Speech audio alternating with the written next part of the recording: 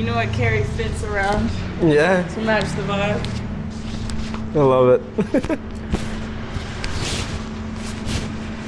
Are you free for the day or? Just working on editing these and getting more podcasts scheduled. Yeah. Reaching out. So what I did, yesterday, I went and followed every single fighter on the Tiger Muay Thai Instagram page, and I messaged like 50 of them yesterday. Yeah. And like pretty much like 30 or 40 replied saying yes. That's awesome. Like all like different kinds of pro fighters, athletes, ninja warriors, entrepreneurs. Fuck, you look hot.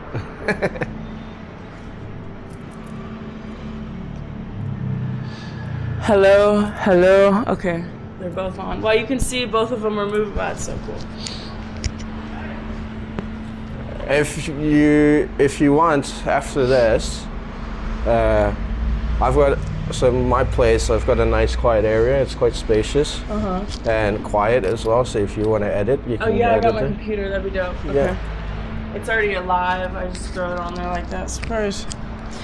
Okay, I'll start. Listen, I'm high too. Authentic truth. Listen, that's one thing I want to say is like on social media, sometimes I want to hide like my downfalls or things, my sins, and I want to just share the world like all the positivity but really I'm hiding from myself. So yeah, I just smoked a little weed and that's fine. And yeah, let's get into it. That's just what I always want to hide the white little lies from my social media from people because I'm scared of myself.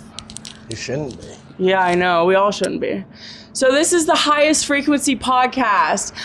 We are in Phuket, Thailand, and I'm with my boy, hold on, don't tell me I got this, Jamie. Yes, sir. And my boy Jamie, if you want to introduce yourself and where you live, and maybe the history of where you've been living the past 5 years or 10 years and how you got here in Thailand and what you do. My name's Jamie. I've been living here in Phuket now about 9 years, going on 10. Was back and forth between Bangkok and Phuket for a while because of work. I'm a rugby player here in Phuket for the Phuket Vagabonds. For people who do not know that sport, can you just give me a brief explanation of what you do in that sport? So I'm a forward. In rugby, when you line up for a scrum, you got the first three guys in the front row, and then you've got the locks in the second row, and then a guy in the back. You're number 8 or number 10. But what number are you? I'm a 3. I'm a prop. That's a lucky number. I got 3 tattooed on me. Anyways, go ahead. And so rugby's like American football, but we don't wear pads, and you can't throw the ball forward. Mouth guard? The mouth guard, yes, sir. That's the only thing, right? That's the only thing. The Brutal. Only protection. Or you have your choices of wearing a scrum cap, but I don't do that. I just tape my head and my ears back so I don't get cauliflower ear. Like fighters? Yeah. Yeah, you know a true fighter when you look at them ears. Yes. But, I don't want mine swollen. Yeah. I like my ears. Yeah, so I've been in Phuket 10 years. Came here, it was actually 10 years ago. I brought my mom here. She was diagnosed with brain cancer, unfortunately. You said 10 years ago you brought your mom here? Yeah. And when was she diagnosed? She was diagnosed in the States in early 2014, 2013. So did you bring her here knowing she had cancer? Or? She wanted to come here to pass away in Thailand. I'm half Thai. So. Your mom's Thai then? Yeah.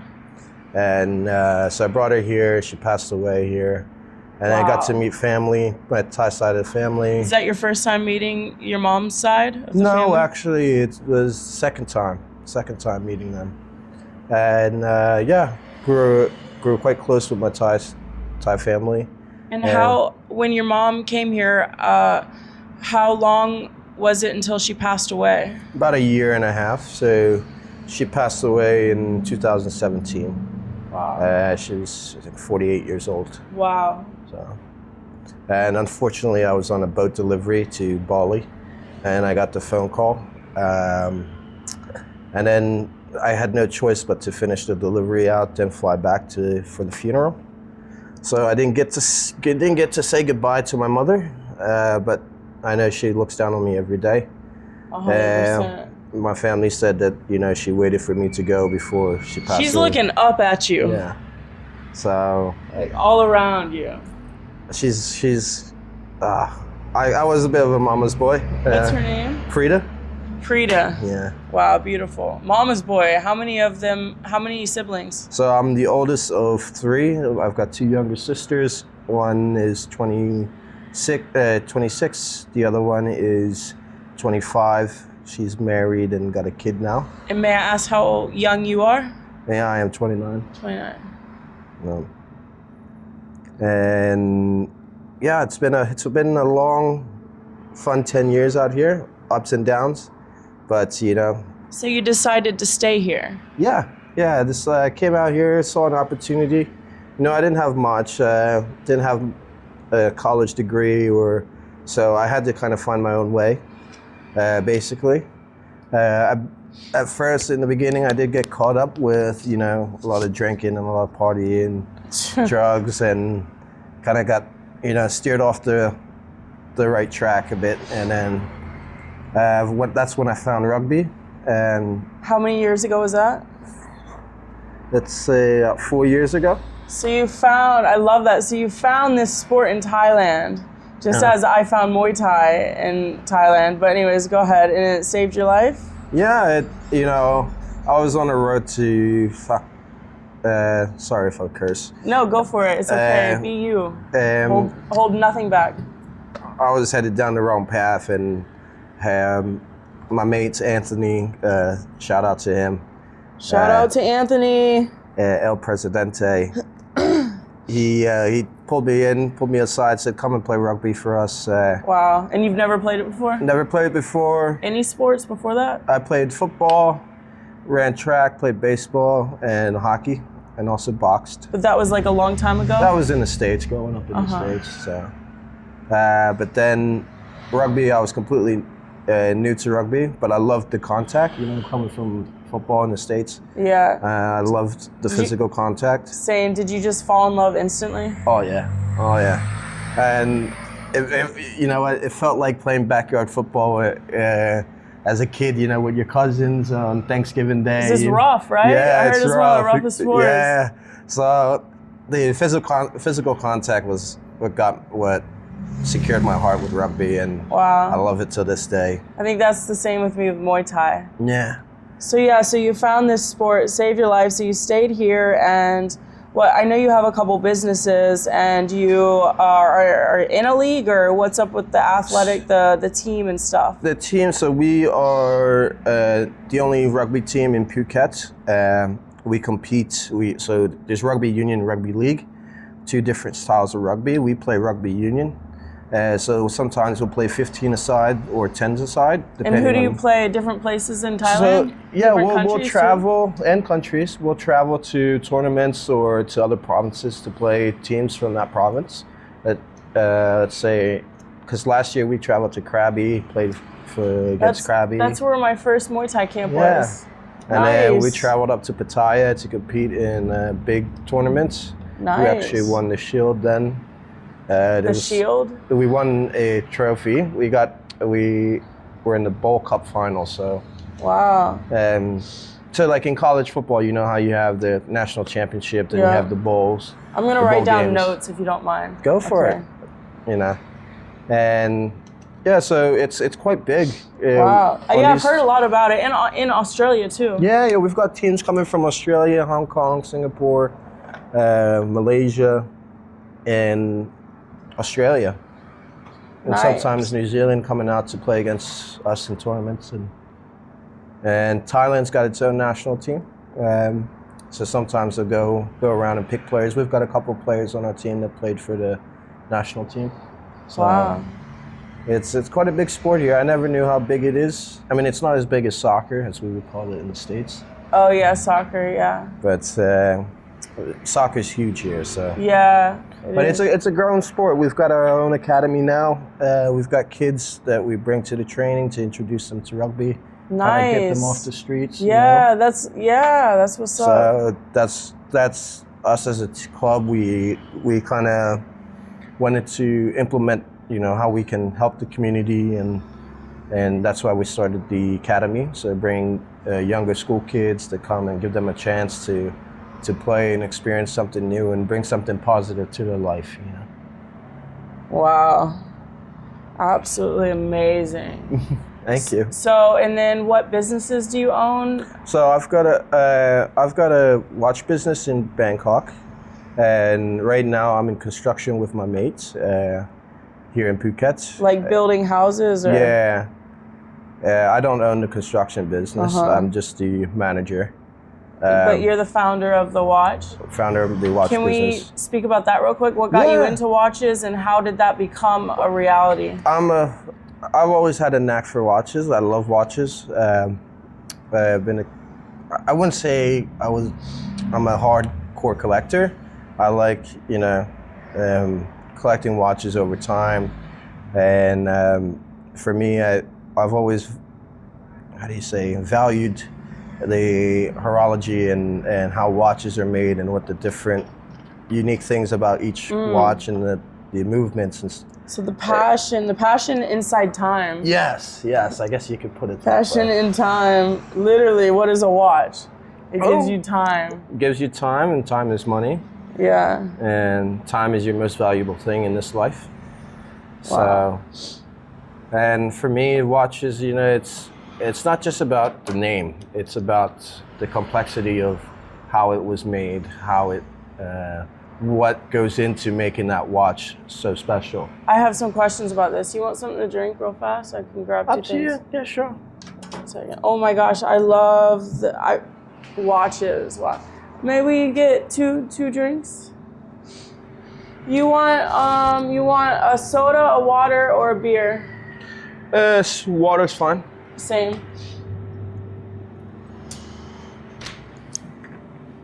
Okay, so. You got me sweating. Let me make sure. Yeah, go ahead. Let me make sure it's still going. Yeah. It looks perfect on top of this world. Okay, so the complexity. So I'm really into like the quantum world and time and space and quantum physics. Yes. Time, watches, all that reality has there's a spiritual essence behind everything, and watches have this construct. You're looking, it's 12 hours a day, but so how you break open a watch, a really nice one, you break open that watch, how does it work? So when you break open a watch, you look inside, if you take the back off, let's say a Rolex, and you look at the inside of a Rolex, every Rolex is unique, because this is a thing that I've found out. Every Rolex is unique? Yes, it's a different type of movement that's very hard to copy. But is that like a movement with frequency? It's a Swiss movement. With metals? It's more of mechanics and the gears inside the watch and the preciseness of when that goes into the watchmaking to create that movement. So isn't that like some type of battery that has to create some kind of frequency to make it move at a certain wavelength? Yes. So in watches, you have automatic watches. You have ones that automatically, if you shake it, it just reclocks itself and then to the time of day, or it's got a power save. So when you do shake it and it starts moving again, the hands start moving again, and then it goes back to, okay, I'm on this date, this time zone. So each watch has, let's say if you get a more complicated watch, then that has a different, you've got the world time. Let's say Rolex Daytona or Vacheron Constantin, that's got a world time. So you can be anywhere in the world and it'll still change. I need one of those. That's cool. Instead of having to look in your iPhone and what time it is. Amazing. So you're like started collecting them, then started selling them. Like you have a shop. We have a shop in Bangkok, and so what we do is basically all of our watches there are on consignment. So we reach out to clients that are looking to sell watches, both online and in person. and say, hey, look, we'll take the shot. We'll bring the watch to the shop. Then we'll sell it for you. I love We'll consignment stores. We'll find a client for your watch, and then you get majority of the payments, and we'll keep a percentage. Nice. And our percentage is not that expensive, but I found that in Thailand that it's such a niche market because of all the fakes and the replicas. Yeah, and it's real. So yeah, people would rather all spend the clothes, everything. Yeah, here people would rather spend let's say 20,000 baht on a identical Rolex that's a replica, rather than pay 384,000 for the real thing. Yeah. So it's also that as well, and Thailand's known for its fakes. So when I set up the business, I didn't really think about that. I put all my eggs in a basket and went ahead with it, full storm. But now I'm kind of finding it out the hard way. It's all right. It's meant to be, because it's just gonna make you stronger. You know that these lessons are blessings. But I'm loving construction now. I've been in construction now with my mates, and we're building villas, condominiums, renovating houses. Are you flipping them? We do. No, we haven't done a flip yet, but we do. Our last clients, they have a house, and it's just got the structural building, and the walls, and everything's just concrete. There's nothing inside, no windows, no doors, anything. So now we're in the process of building that, turning that into a villa. Wow, and it's a 7-bedroom place, and it's a massive, massive build. And it's gonna take us about 10 months, but it'll be fun. That's cool. You're an artist, an entrepreneur, and an athlete. I wouldn't call myself an artist. Building is an art. You think? I mean, absolutely. I mean, sports or everything is an art. Oh yeah, it's an art. Building I always is an thought art. building was just something we do. No, it's an art. I love because you have to build. You know, when you're building a house, you're building something. It's a piece of art. You don't just throw it together. It is very technical. Exactly, I do have to like say you're that building it this is. masterpiece. Yeah, because everything has. If something's off by a millimeter, it can fuck up everything. Love that, Albert Einstein. T=c². What? Yeah, so that's great. That's really cool that you do that. So can we? Is there anything else? Any wisdom you want to share? Anything to inspire someone who doesn't know what is lost? Just to someone who's lost, right? I've been in that spot before, and I've always come back to realize at the end of the day, don't forget who you are. Don't forget where you came from. Wow. And don't forget the people who's helped you along the way. Because those one day though, I found out that the universe works is so crazy. One day everything will come back around to you in life, and then you'll end up meeting that one person that you forgot, that helped you along the way. And then you realize if it wasn't for them, you wouldn't be where you are today. And for me, like for an instance, my good mate Rudo, who I do construction with, and my mate Anthony, who brought me into rugby, I thank them every day when I see them. So thank you, for being in my life. Thank you for for pulling me into rugby, or getting me to where I am now in life. Oh yeah. You got to show that appreciation. And if you're still lost, keep your head down, keep your eye on the prize. Whatever your goals is, write it down. Try to achieve them daily. Start little by little. Then think long term. Where do I want to be by the end of this year? Work your ass off to achieve it, and then the satisfaction at the end of the road is what is so worth it. Wow. Yeah. So knowing that you worked your ass off to get to that place, to achieve that goal, and that satisfaction, the feeling when you do, it's uncomparable. Wow. So for me, that's incredible. Like for you, and since you wanted to start this podcast, and I've been invited to do many podcasts, and I was never comfortable with it. One of my New Year's resolutions was, put myself out there, face everything with courage. And I see the same thing in you, doing the podcast, wanting to influence so many kids, and it helps so many causes, and you know what, let's fucking make it happen.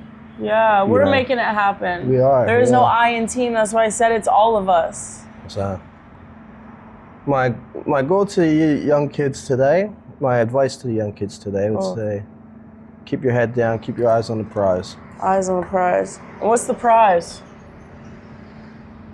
Whatever they want to accomplish, and then that feeling when you accomplish that goal. And what should that feeling be? How do you know, how should that feeling That be? satisfaction of, you know, when you work hard to achieve something, you know that at the end of the day, when you do achieve it, or if you didn't achieve it, you can say to yourself, you can look at yourself in the mirror and say,